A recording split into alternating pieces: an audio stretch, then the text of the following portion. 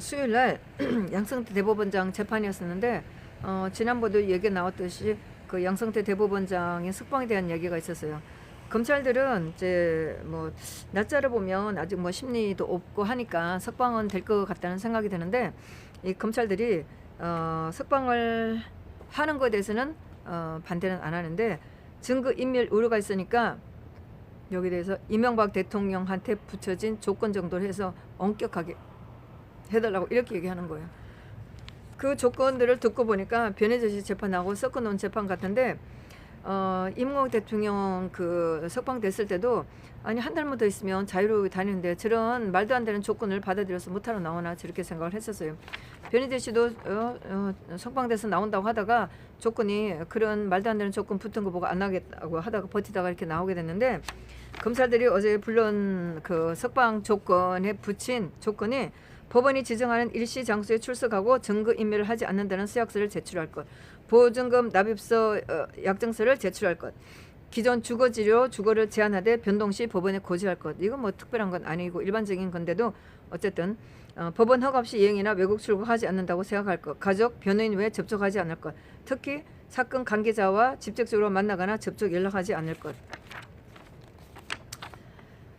검찰, 법원 조사관 또는 법원이 지정하는 자나 단체의 수시 감독을 재판부가 승인하고 피고인은 그 감독 조치를 받을 것.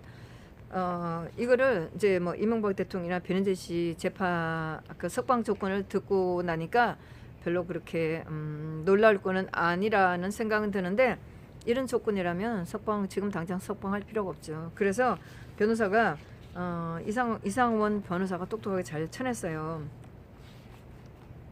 박주성이가 이제 하는 얘기가 6개월 내에 재판을 해야 되는데 6개월 내에 재판을 할 수 없었다. 이거 준비 기간 동안만 3개월 걸렸었고 4개월째 돼서 겨우 재판을 하고 있을 뿐이고, 그다음에 증인들도 불러질 못했다. 뭐 이렇게 얘기하면서 보니까 112명을 증인을 불러야 되는데 지금 2명밖에 증인 소환을 못했다. 이제 이렇게 얘기를 하는 거였었어요. 그러고 나니까 이제 그 이상원 변호사가 6개월 안에 판결을 해야 된다는 게 아니고, 구속 기간이 설정되어 있는 것은 구속 기간을 무제한하라고 하라는 게 아니다. 최대한 여기까지만 하라는 거다. 그리고 이게 재판 종결이 아니다. 검찰이 이에 반하는 주장을 하는 거라면 이건 무슨 또 어떤 규정이 있었나 봐요. 그러면 그 결정 취지에 성복을 못한다는 거다. 못한다는 건가 이렇게 하면서 검찰을 심기를 한번 거슬렸죠.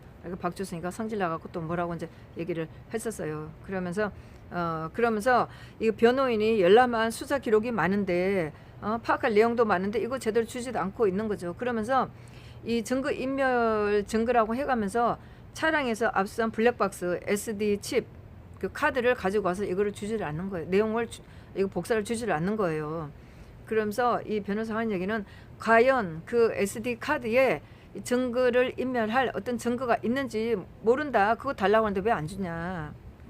그러니까 이제 판사가 변호인 측한테 이게 이런 등사가 필요하고 이런 게 필요하다. 그러면서 재판 진행에 관해서 변호인 입장은 변호인들이 요구한 이런 거는 등사해 주길 바란다.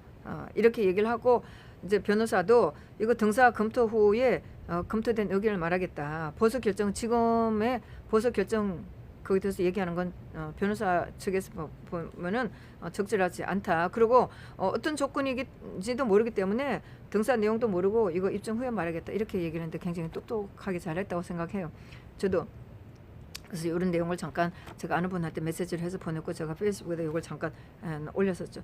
그러면서 이 사람 하는 얘기가 이게 지금 자택 구금에 가까운 보석으로 나온다는 것은 차라리 구속 만기 때까지 기다렸다가 자유롭게 나오는 게 낫죠. 그래서 변호사는 증거 인멸 가능성이 없다. 지난번에 2월 20일 보석 신문 기일에도 나왔던 블랙박스 이 얘기인데 이거 내용도 모르고 지금 와서 보석에 대해서 얘기하는 거는 변호사 측에서는 입장에서 적절하지 않다. 그러나 그러니까 석방 얘기하고 있으나 시기나 조건 등은 좀 더 고민을 해보겠다 이렇게 얘기하고, 판사도 여기 대해서 결정을 안 내렸어요. 물론 이제 뭐 보면은 분위기는 석방을 해주겠다는 얘기는 하는데 이 조건을 과연 이 조건을 붙여갖고 석방하려는지 어떨는지는 이제 두고 봐야죠. 변호인 측에서 이렇게 얘기를 했으니까. 그러고 나서 어제 오후에 그 김민철이라는 직원 사무관이랄까 이 사람이 나오는데, 이 사람이 외교부에서 근무하는 사람이 나오는데 2016년 9월 29일 김종원 차장이 그 와서 조민철 2차관하고 그 법원에서 외교부로 파견된 조민철 2차관이라는 분하고 미팅한 게 있어요. 근데 이제 거기 이 징용 관련 때문에 와서 미팅을 했는데, 그 미팅이 끝나고 나서 박철주 씨가 불러준 대로 자기가 이 김민철이가 그 회의록을 작성했다고 하는데, 이 사람이 자기가 담당자가 아닌데 거기에 머리수 맞춰주기 위해서 들어갔다고 하면서 어제 정인으로 나왔어요. 검찰이 이 사람을 먼저 신문을 하는데, 이 사람 신문을 제가 들으면서도 이 사람이 정말 검찰한테 휘둘렸구나, 검찰한테 완전히 갖고 검찰이 이 사람을 갖고 놀았다 이런 생각이 드는 거예요. 자기가 이 징용 관련돼서 전혀 내용을 모르고 있는데, 여기서 그 재판에 그 회의에 들어갔고 회의록을 작성하고 나서 자기는 너무 겁이 났다 이런 얘기를 하는 거예요. 그러니까 자기는 이제 이 사건 내용을 모르고 있다가 나중에 사건이 터지면서 이거 퍼즐을 맞춰 본다는 식으로 하니까 이렇게 되는 거구나, 이런 얘기를 이제 하면서 이 회의록 이제 그러면서 이제 징용 관련 여기 대해서 법원 직원이 찾아와서 미팅한 것에 대해서 굉장히 문제가 있다는 식으로, 이런 식으로 이제 검사들한테 유리한 이런 얘기를 한 거였어요. 그랬는데 여기도 보면 이제 그 나온 문구들, 그러면서 어제 나온 문구들이 그 정인이 나오기 전에 7개의 문건을 가지고 확인을 하고, 이 정인에 나온 거를 정인한테 그 확인을 하는 거였는데, 거기에 보면 거기에 문구들 중에 이런 게 있었어요. 그 2012년 5월 24일 판결 관련 대법원의 새로운 논의 전개를 위해 계기가 필요한 바 동계기 마련을 위해 아미쿠스 큐리, 이거는 법정 조언자 이런 건데, 뭐 제가 저기 했지만 전체적으로 문장으로 해석까지는 제가 못하겠네요.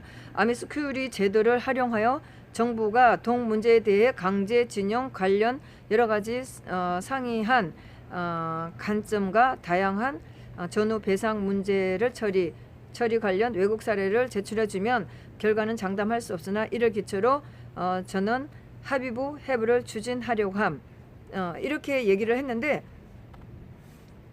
이런 얘기가 나왔었고, 또 4년 전 내려진 판결을 바로 뒤집기에는 쉽지 않은 일인데, 현행 대법원장 임기 내 결론이 내려지지 않을 가능성도 있는 것이 사실이지만, 외교부가 의견서를 넣어줘도 11월 초까지 내주면 가급적 이를 기초로 최대한 절차를 진행하고자 함, 이렇게 하면서 법원 내부 절차는 전원 합의부의 해부, 내부 검토, 공개 변론, 종결, 이렇게 했는데, 이제 여기 이 사람이 그 회의록이라고 작성한 그 중에 전원 합의부라는 게 나왔어요. 그래서 이상원 변호사가 이 사람 신문을 할 때 이 사람이 이 사람이 그 증인이 2013년도에 외교부에 들어갔는데, 그러면 국제법 지식도 있겠네요. 이렇게 하면서 딱 이제 못을 받고 시작을 했었어요. 근데 이 사람이 주로 한 건 해양 관련 업무를 담당했다고 하고, 이 사람이 2017년 9월 개인 사정으로 외교부를 그만두고 그 다음에 지금은 변호사를 휴업 상태라고 이렇게 얘기를 했었고, 이 사람이 강제징용에 대해서 직접 관련으로는 자기는 없는 상황에서 이런 얘기를 했는데, 그날 미팅에 들어가서 회의록을 박철주 사무관이 얘기를 해준 거를 이 사람이 회의록을 작성하고 나서 이 사람은 굉장히 이게 대단한 거다, 이거 겁을 났다 그러면서 자기가 회의록을 정소연 씨한테 주면서, 사무관한테 주면서 나는 이런 거 관심 없다 이렇게 얘기를 하면서 던져주었다고 이렇게 얘기를 하는데, 나는 더 이상 알고 싶지 않다 이렇게 말을 하면서 이 문건을 인계를 해줬는데, 하나는 박철주 씨한테 주고 하나는 정수현 씨한테 줬는데 이 사람이 어제 채팅으로 이 사람을 문건을 줬다고 하는 거예요. 그래서 이 변호사가 그 얘기를 검찰한테 얘기를 했나? 그러니까 이 사람이 검찰한테 얘기 안 하고 지금 기억이 났다 이렇게 얘기를 하는 거예요.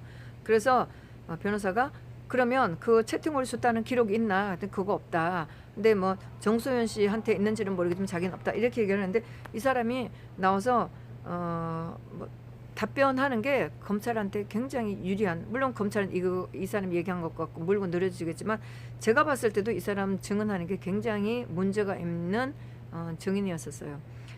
저도 이제 재판을 다니니까 이 사람이 하는 거를 보면서 좀 판단이 좀 서더라고요.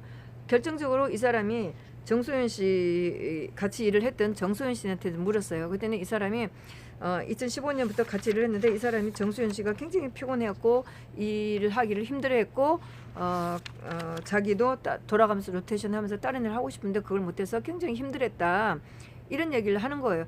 그런데 이제 상황으로 보면 이 사람이 정소연 씨가 이 증용 문제건으로 이걸 너무 굉장히 부담된 일이라서 힘들어했나, 검찰들은 이렇게 얘기를 하겠죠.